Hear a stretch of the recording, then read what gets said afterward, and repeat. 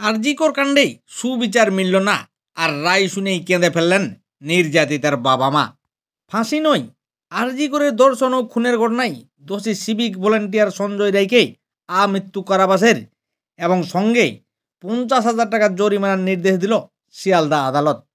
তাছাড়া দোষীর শাস্তি ঘোষণার সময় বিচারপতি নির্যাতিতার পরিবারকে 17 লক্ষ টাকা ক্ষতিপূরণ, কর্তব্যরত অবস্থায় খুন হওয়ার জন্য 10 লক্ষ টাকা এবং তাকে ধর্ষণের জন্য 7 লক্ষ টাকা ক্ষতিপূরণ দিতে নির্দেশ দিলেন বিচারপতি।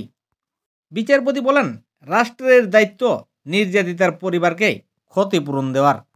আর এই রায় শুনেই কেঁদে ফেললেন নির্যাতিতার বাবা ও মা। বাবা বলেন, আমরা ন্যায় বিচারটায় বরাবরই চেয়েছি। বিচারক বলেন, আমি আমার বিচারটুকুই করেছি, এরপর উচ্চতর আদালতে যেতে পারেন আপনারা।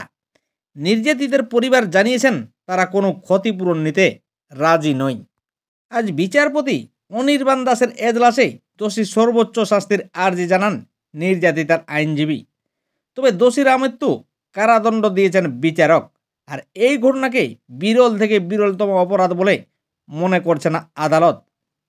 আদালত শাস্তি ঘোষণার সময়ে ক্ষতিপূরণের কথা শুনে নির্যাতিতার বাবা এজলাসে জানান তিনি এই ক্ষতিপূরণ চান না।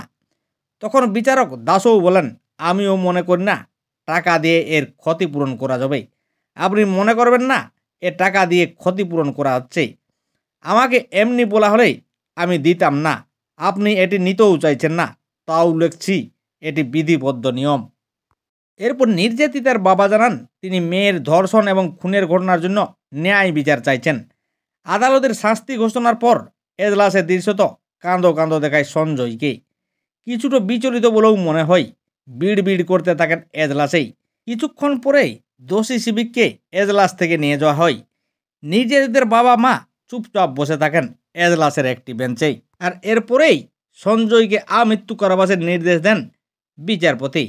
তাছাড়া সঞ্জয়কে বিচারক জানিয়েছেন জীবনের শেষ দিন পর্যন্ত তাকে কারাবাসেই থাকতে হবে। যদিও সঞ্জয় এর শাস্তি নিয়ে সন্তুষ্ট নন নির্যাতিতার বাবা মা, তবে আগামী দিনে এই রায়ের বিরুদ্ধে হাইকোর্টেও যেতে পারেন নির্যাতিতার বাবা মা। কারণ বিচারপতি জানিয়ে দিয়েছেন এই রায় পছন্দ না হলে আপনি হাইকোর্টেও যেতে পারেন।